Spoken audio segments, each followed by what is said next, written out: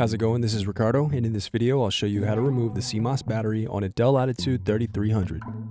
If you're looking for parts for this laptop, go to our website and use this coupon for a 5% off discount.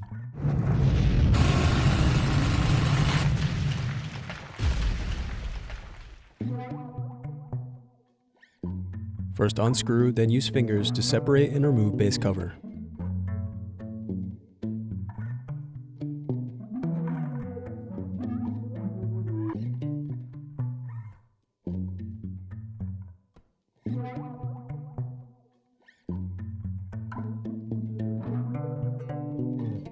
Now unscrew and remove brackets.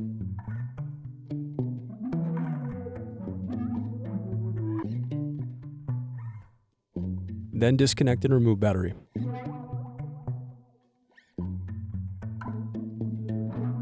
Then disconnect CMOS battery.